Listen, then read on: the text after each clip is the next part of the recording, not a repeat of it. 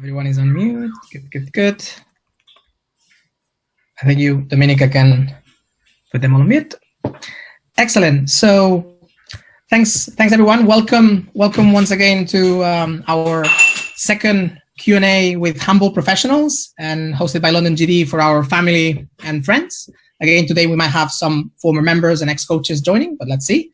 This week we have the pleasure of learning more about one of the best right wingers in history of Handball, the most recent captain still, I suppose, from FC Barcelona, Víctor Tomás.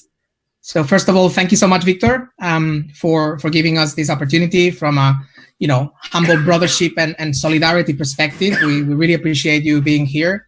With any other thing than meeting some people and sharing your knowledge. So thank you. If you want to say a quick hello. Hi guys, pleasure is mine. Just happy to be here and have a nice chat with Handball lovers. I just hope that we can have a nice chat and have a nice morning all together. Thanks for the intro, Jordi. Problem. So before we kick off with the questions, let's do again a quick round of the house of like 3 main housekeeping reminders. Number 1, about timing. Today, again, we'll try to keep it, fun, short and sweet and interactive. But our intention is really to keep it under 45 minutes, since everyone will have to go for lunch or a walk, enjoy the weekend. So in that sense, let's please be mindful of the amount of questions that we ask. I can anticipate there might be some people that cannot ask their question, and in this case, we can do it offline. And if you have more than one, then let's just please be respectful. There was quite a few of us. We should be hitting the 25 people or more mark. Then the usual, please stick to the rules, simple common sense and respect, because again, we're super privileged to have Victor with us this weekend. And in terms of, again, a reminder on how the Q&A works itself, some of you have submitted questions that I'm happy to basically raise if you don't want to speak, or if you do want to ask them yourselves, we can also work on that. But otherwise, there are 2 ways of communicating to Dominica, who is our moderator. You can either basically click on the chat window and participants window. So the chat, you can write to her privately. If you want to remain anonymous, let her know, or to everyone and make the question public so that people don't repeat it. Otherwise, in the participants box on the right-hand side, at the bottom left, you will see this raise hand. So if you click there, you're asking that you want to talk and say hi to Victor, and then Dominica will communicate to me, and I will let you know once we can unmute. Okay? So other than that, is there any final, sort of doubts or everything clear from everyone? Good. So in terms of a bit of introduction, I'll kick it off with explaining how Victor and I met. As you know, I've had the privilege as well of being part of Barcelona Academy with him. He's a little bit younger than me, I would say a good 4 years, if I got it right. So when I was on the under 18s, Victor joined Barcelona on the under 16s, right? And I remember this young little guy that was so fast. In fact, before even he joined, I was already hearing people telling me there's this brilliant kid in that school. He's a center back, but he's so fast. And I was a center back, so I was a bit worried, right? And they were telling me, he does such a strong feint. And so I kept an eye, and obviously we interacted in some of the trainings and some of the games against each other. And I do recall we were the older guys, but we had to run a lot because these young kids, and Victor is from the same generation of some of the top players like Valero Rivera Jr., Sergio de la Salud, and others that, all of them running a lot. So that was quite an interesting fact. And then after that, we played together. I was at some point in the junior team being his captain. So that was great. Obviously, having such fantastic youth coming up, and how time goes around and things turn over. All of a sudden now, Victor is my captain, because obviously I'm a big follower, big fan of FC Barcelona, and he's been a fantastic captain leading the team to many, many titles. So I guess to kick it off, and before we start, sharing some of the questions from the club, I'll just raise it to Victor. Like, could you maybe share with us, Victor, why Handball? What got you into this sport, and did you play others, and how was it at the beginning? Okay, yeah, thanks for the intro again. Yeah, I was fast, but you just missed that I'm really short. Everybody was telling me when I was young that I could not achieve my goal as a professional player, because I always wanted to be a professional player, and I always have to hear for many people that I couldn't achieve it because I was very short, and this kind of made me try harder, even harder, and at the end I could achieve my goals. Handball, it was kind of a family matter, because my father, he was an amateur player, and after that he was a coach of a women's team in Castelldefels. It's a city close to Barcelona, and yeah, I was going to the games with my family to see Dream Team games, and I got involved with handball when I was watching that amazing team that won 5 Champions League in a row. So handball, it has been very close to my family since always. And yeah, I had a moment when I was 12, 13. I had a moment when I wanted to switch to football, soccer. But then I decided to stick to it for one more year, and I'm very happy that I decided to stay with handball. Perfect. So thank you for that explanation. And in terms of looking at your career and the different coaches you've obviously had many top coaches and some coaches in the academy. Could you share with us one key value or fundamental that you learned from each of your top handball coaches that you want to share with us? It's difficult to remember one specific fundamental that I have learned from all of my coaches.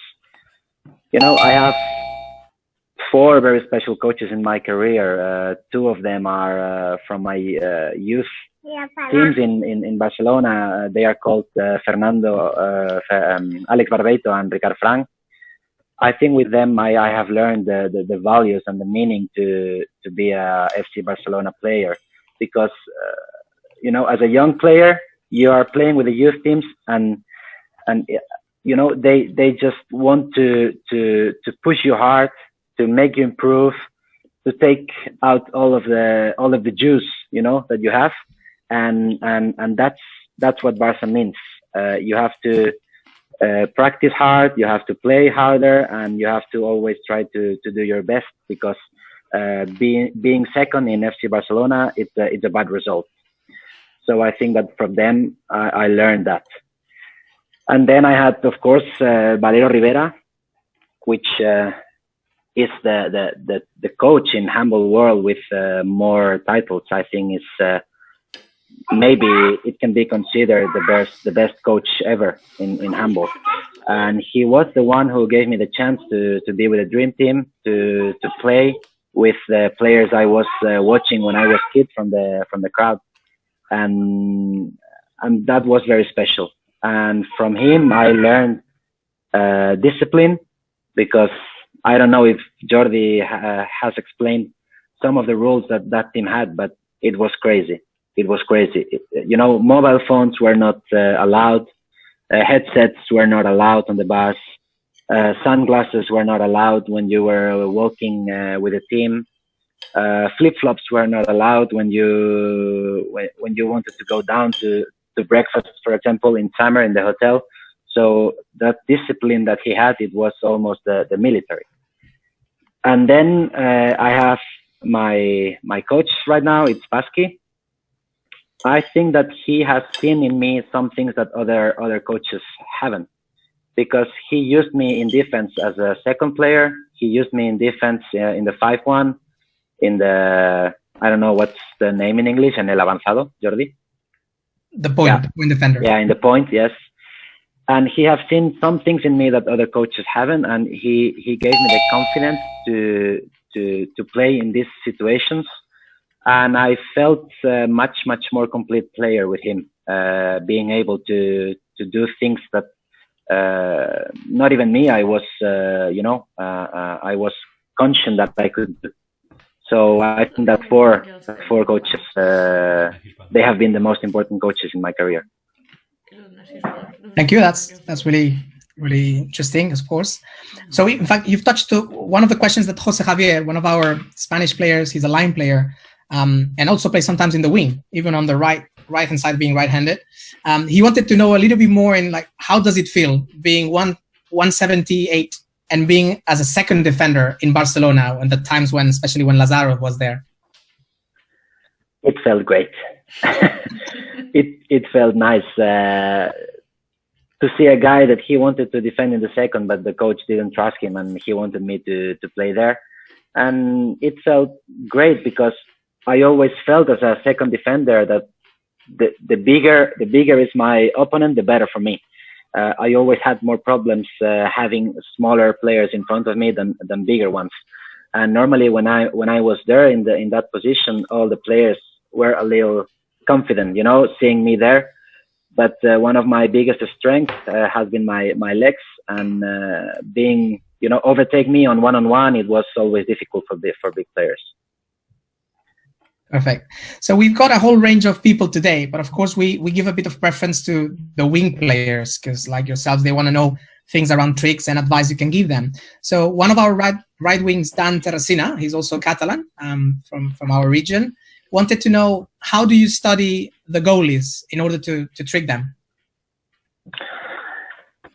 Honestly, I never liked it to watch a lot of videos from the goalies, because then, when I get the ball before to jump, I think too much. If I have been watching a lot of videos from them, of course I like to watch some things, but not a lot, because I want to just jump and don't think about what I have seen on the video. I want to act at the moment and do what I feel at the moment, because goalies also watch videos, and then you start this game. I know that you know that I know, and then it's difficult. It's difficult because some of the players will tell you that without this kind of work, like studying goalies, it's impossible to score goals. But for me, it was never something I was paying a lot of attention. Okay.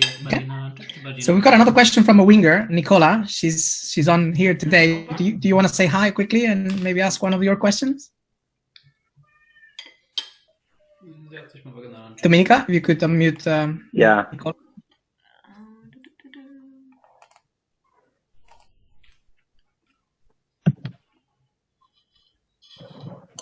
Hello. Hi. Now I can listen. Hi. I actually forgot my questions, but one of them was basically the same as Dan. So yeah, how you read the goalkeeper, as I think, and what you said is really really useful, because I think one of my problems is the same, that when I know the goalkeeper, I overthink because the goalkeeper knows me as well. So as you said, I think it's more about the flow. So whatever you see in that moment, and you do whatever you see. However, the other question is, you want to ask Nicola around how to improve the jump, maybe? Yes. This is the one. Yeah, but just before you make your question, I always say to youth players when they come to practices or when they ask me, that my biggest strength, it has never been my arm or my wrist. I consider myself a very, normal player in terms of ability with my wrist or my arm. My biggest strength has always been my leg, because if I wouldn't be able to jump that high, I think I never would reach all the things I have I have made in handball world, because I'm not that good as some of the players like Juanín Garcia or Lars Christiansen or some of the players, Uwe Gensheimer, because he has a amazing wrist, but I don't have that. I always try to jump as high as possible. So would you mind to tell us how to improve our jump, or if you are doing some specific exercises to improve your jump, or I don't know, just tell us something more, please. Yeah, it's difficult in English to explain some exercises that I do, but one exercise I love to do is just sit on a bench and then try to jump only with one leg. You know, you are sitting on the bench and then you get some impulse and go up with one leg and jump. You know, 10 times with each leg, and then you can try to do it from the floor, like rolling a little bit back and going in front, and just stand up with one leg and jumping. All right, perfect. Yeah, but then the typical squats are also useful. Thank you so much. It was a pleasure. Yeah, same for me. So we've got also a few goalkeepers in the group today, and one of them in our first team, Theo, he's also our chairman. Maybe he wants to say a quick hello and ask the question around from the goalkeeper side of things. Yeah, can you hear me? Yes.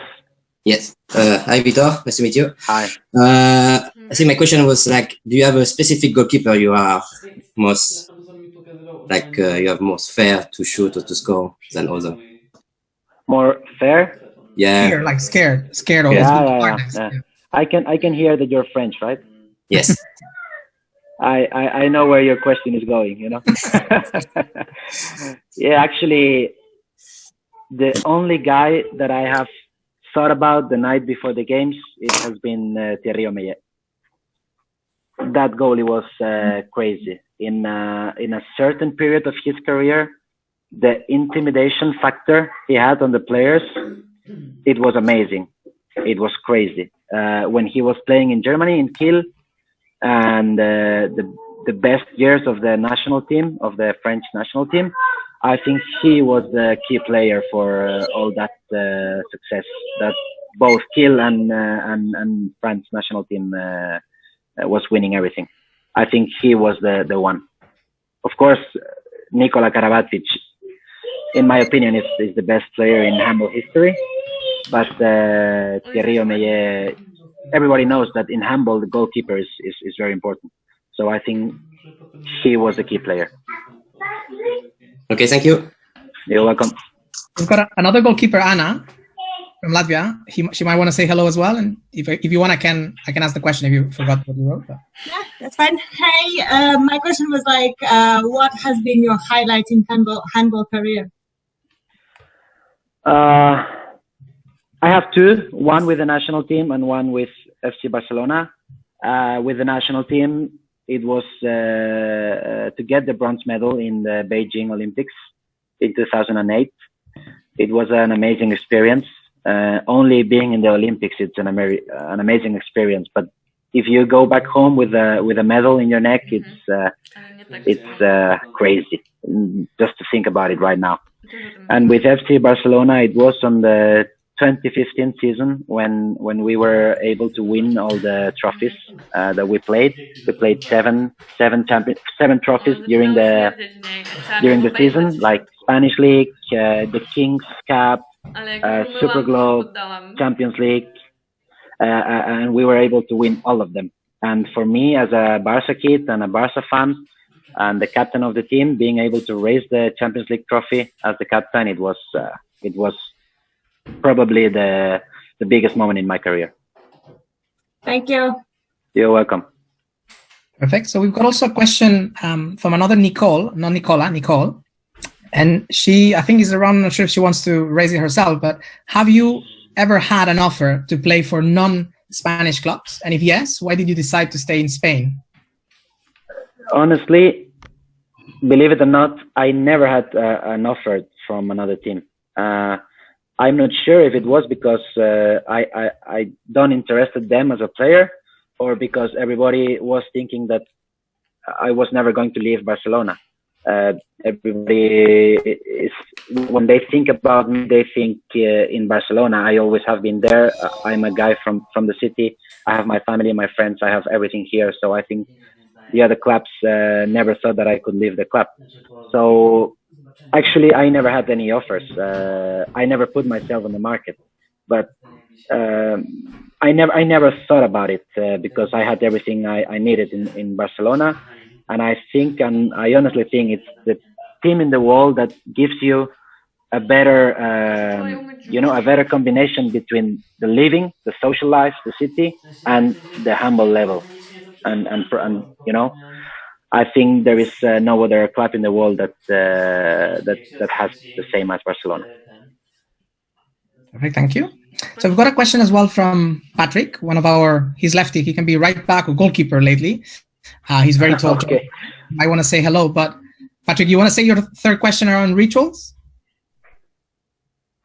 Yeah, sure. Hi, Victor. Thank you very much for taking the time. It's really, really cool to see you here. My question was, as a team, you're all professionals, of course, spend a lot of time together, but what kind of rituals do you have to keep it fun? What do you do as a team to keep fun as part of the equation? You mean as a team or individually? As a team. As a team. People, when they are traveling, they are normally, some of the guys are playing cards the night before. But there is not many rituals as a team, as a group. Everybody has their own rituals or their own routines. But of course, when the time of the game is coming, everybody is having their own routines, but then all the routines are matching all together, For example, I always do the same things on a game day, but for example, I always give high fives with my teammates in the same order, and we always say the same things before the game. I don't know, it's something strange, but it's just to have your routines. It makes you be more focused, and when you forget something, it means that mentally you are not prepared for the game the way you should be. Having routines, I think it's very good because it makes you to arrive to the point to start the game on the perfect state of mind that you need to be to play the game. Thanks. So I have a question for you, Victor, as well. It's dual question in one. So what's the best advice you have received, but also given? So in terms of, which one you've received, it's made impact to you, but also which one you've given might be the same or different one you've given to someone and it's had impact on the others. That's a hard one.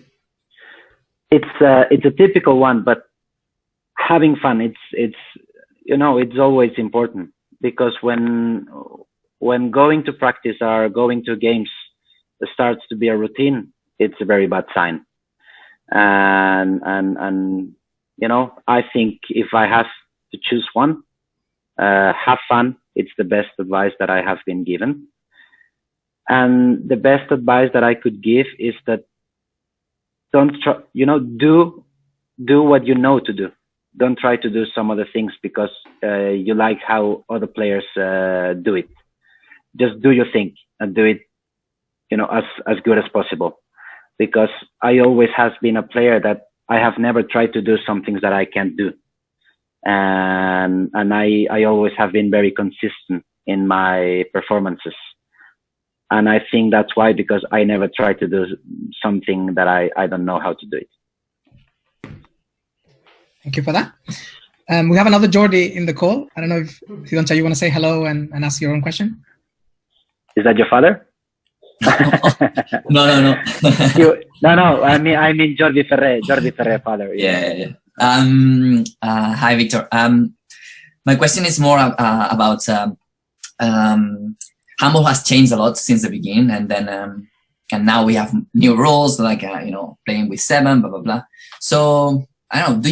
What do you expect from Handball, and what do you think Handball needs to grow in popularity, to have more spectators, and in countries especially that is not that common?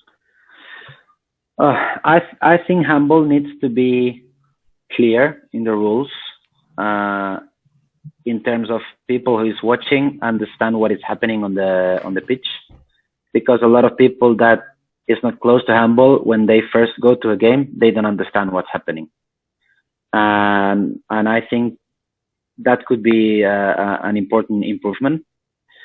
and it has to be more serious about helping the referees to do their job with technology.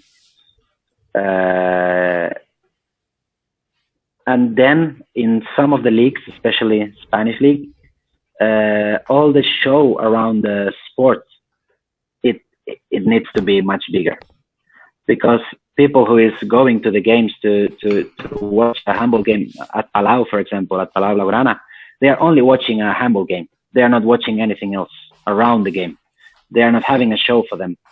So I think it's important in Spain, especially, that all the show around the sport, it needs to improve a lot.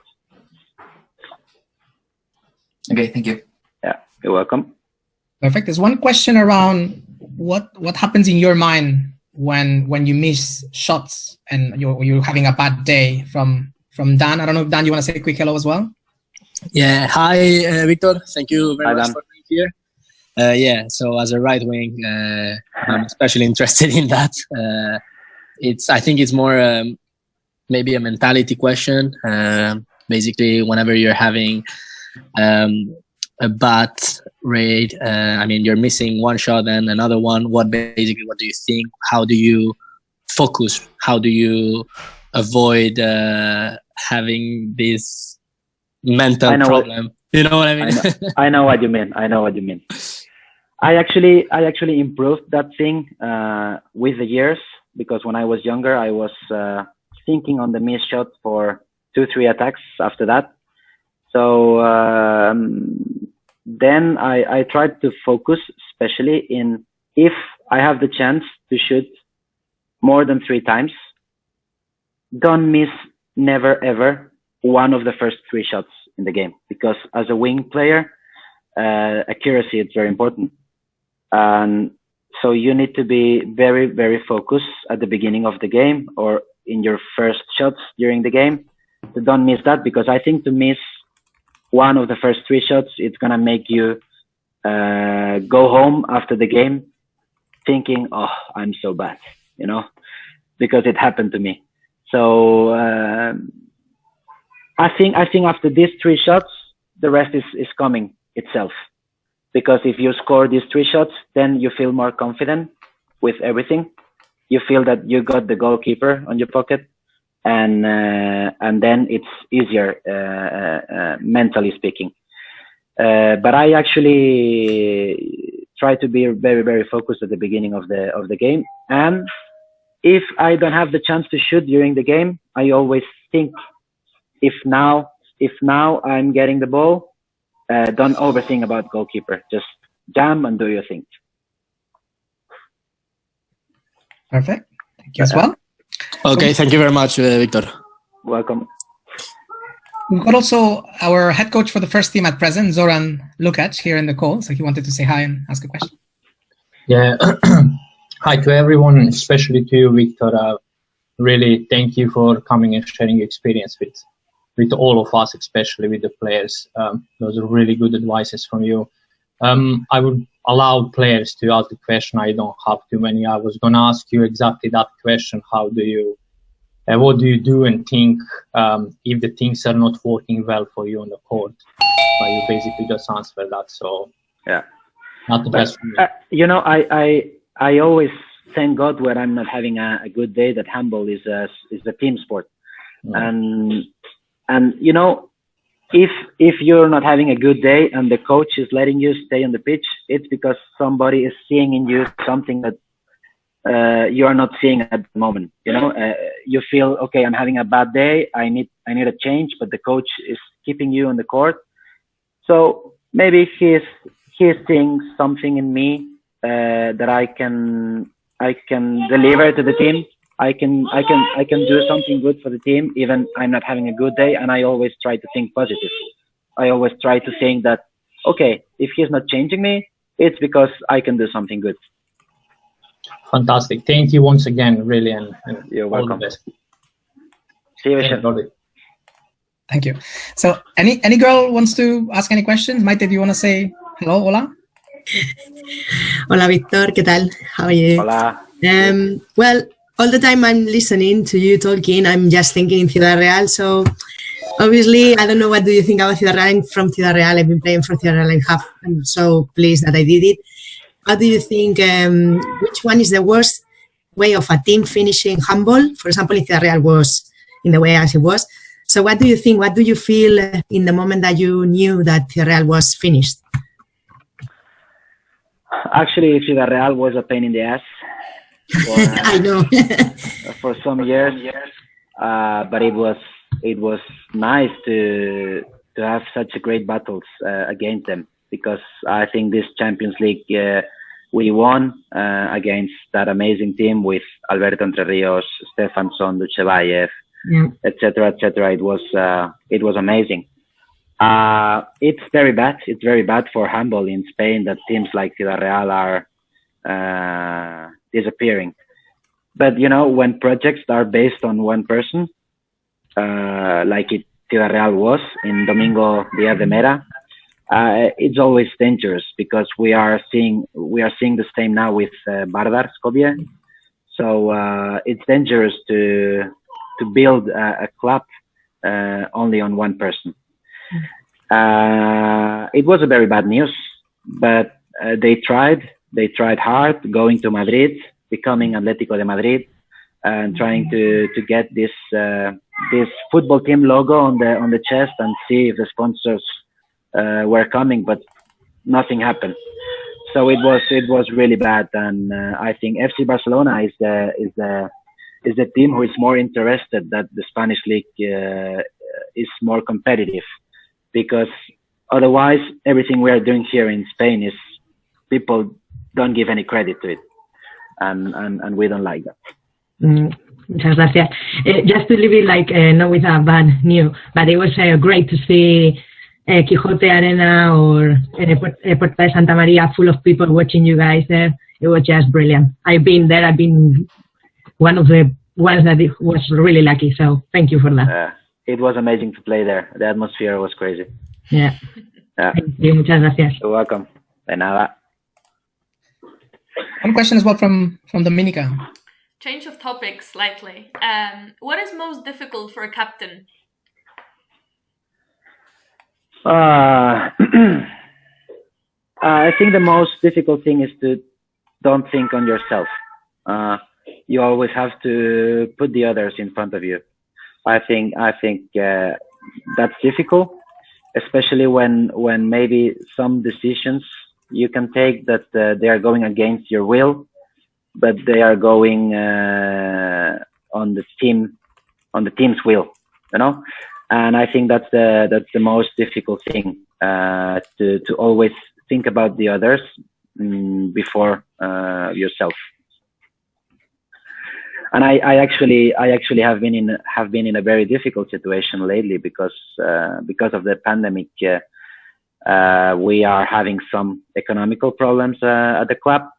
So you know, to talk to the players and tell them that they will have to renounce to a big amount of their salary to help the club, and try to convince them, because I really think it's the best, that it's the best for them.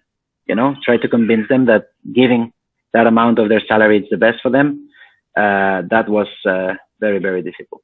Yeah, that makes perfect sense. Thanks. Yeah, welcome. So we've spoken about the best players. You know, you've shared with us Nikola Karabatic, but can I ask you, what's the most underrated player that you know? Someone who's brought a lot of positive things to the team, but not always recognized by the fans. In my team, I have been playing with him for 10 years, and I think that Cedric Soreindo, it's the most underrated player in my team. For the people, for the fans, I mean. The club always have seen the value he has for the teams, but for the fans, it's a name that you never listen on the media, but it's a guy that has brought a lot of toughness in our defense, a lot of group mentality, a lot of good vibes, and a lot of positive things for the team. And I think he has been one of the most important players in the team the last 10 years. Perfect, thank you. And one question we asked to Saba as well. who would you say is the most surprising player that you faced or been a teammate with from non-traditional handball nations? So don't tell us, a Danish, French, German player. Someone that you're like, wow, that was unexpected, exotic.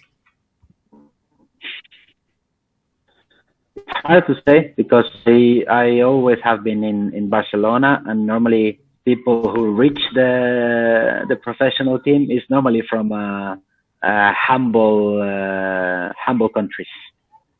I don't know. I can't answer that question. A little hint, maybe. Country like Latvia, perhaps. Big guy, or yes, of course, Kristopans. It's a amazing player. But yeah, the most amazing, in my opinion, it's that with his size, he's moving the way he's moving, and he's not only using his size to just jump and shoot. He's good playing with the line player. He's good playing with the wing player. He's fantastic on defense, and yes, maybe he could be the one. Perfect. So now, conscious of time, we've got about 5 minutes left. So we've had a few questions. A few people obviously interested, having heard the sad news that you need to retire, about your plans for the future. And if the immediate one is not something that clear, tell us maybe more about that, next involvement. Will you stay within handball, coaching, management, something else? People are curious. I think I will go more for management. I don't see myself as a coach. I think it's too difficult to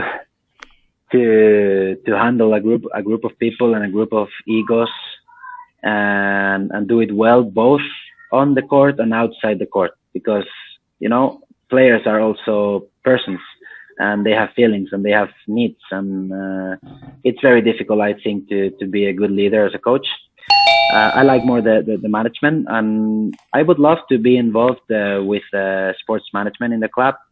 But actually, we have been spoken about working in the club, but my role in the organization, it's not clear yet. So I'm not sure what I'm going to do or what's going to be my role in the club. But I think I would like to stay in the club and involved with FC Barcelona and sports.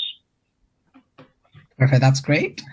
So is there anyone else who may want to ask a question or just simply say hello? I'm thinking of maybe Jose or Silvio as a winger. No? All good? Silvio was unmuting the microphone. There you go. I'm here now. Hi, Victor. Hi, everyone. Hi. Again, a pleasure to have you. Thank you very much for that. There's been some valuable informations and answers there. So nice to be associated with the with the meeting like this. Probably my question would be: did you have you came across a rival player from the opposite team on the same position or the opposite position in your case that you give you trouble or made you think, oh God, this guy again? Yeah, I have had many. Other than the goalkeeper, because that's been mentioned already. Yeah, I have had many of good rivals in front of me, but the one that has turned me more crazy, it has been Juanín García. When he played in León, he's a guy that he's talking to you during the game. He's trying to cheat you all the time, and he's a very smart player.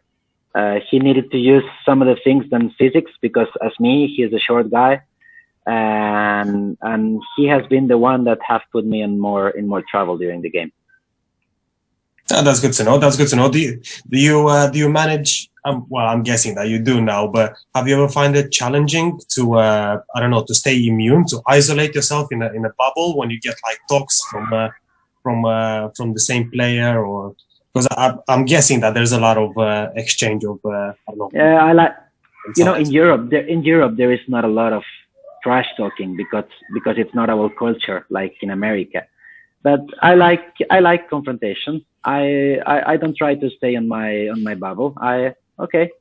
if you have, if you have something to say, I have something to say as well. If you have big balls, I have them bigger, and I like the confrontation. I just enjoy it. I think it's part of the game. Fantastic. Good to know. Thank you very much. So maybe just a final one that came through, and before we move on to the farewells, just quickly, and by the way, Jose apologized that he couldn't say hello because of a baby crisis there we can see in the background. So maybe now, you want to now quickly say, yeah? Well, just to thank you, Victor, for being with us. You're welcome. And it's a real pleasure.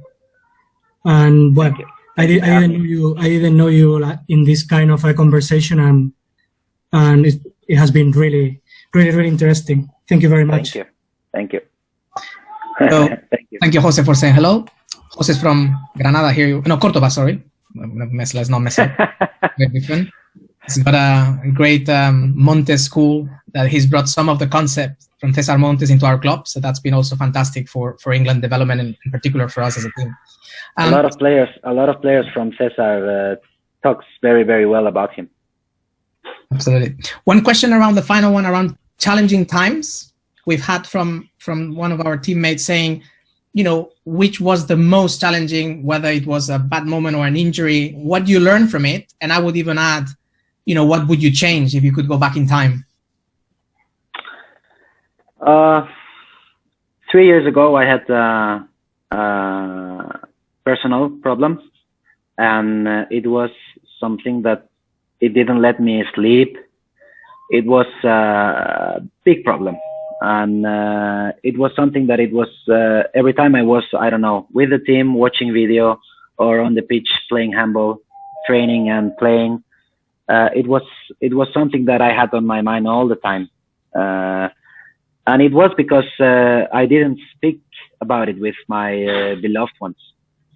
And, when that problem became that big that I couldn't sleep anymore, then I tried to talk with my wife and my parents and the people around me.